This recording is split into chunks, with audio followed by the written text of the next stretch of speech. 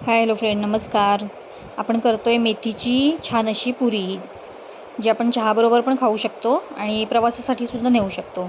इथे मी कढई तापत ठेवली आहे. त्यात आपण 2 चमचे तूप घालून घेऊया, आपलं घरगुती खायचं तूप. आणि त्यात मेथी परतून घ्यायची.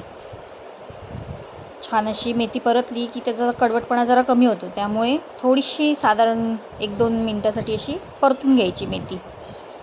आणि मेथी परतून झाली की ती मिक्सरमध्ये बारीक करून घ्यायची.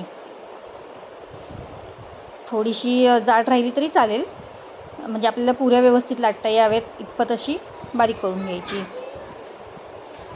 पुरी बनवण्यासाठी इथे मी गव्हाचं पीठ घेतलं आहे. 2 वाटी गव्हाचं पीठ घ्यायचं. त्यात बेसन टाकायचं.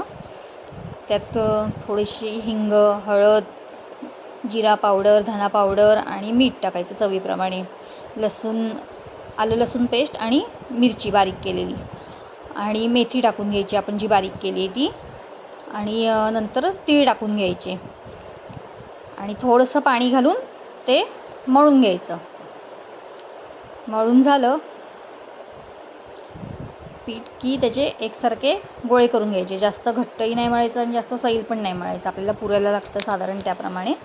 आणि थोडंसं पीठ लावून ते छान असं लाटून घ्यायचं चपातीप्रमाणे. आणि त्याचे एकसारखे आकार यावा म्हणून वाटीने त्याला हे करून घ्यायचं, आकार पाडून घ्यायचा.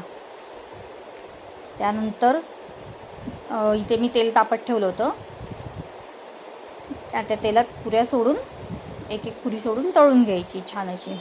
छान टम्म फुगलेली अशी पुरी होते. चवीला पण खूप छान लागते. लहानांपासून मोठ्यांना सगळ्यांना आवडेल अशी ती सुंदर अशी पुरी आहे चवीला.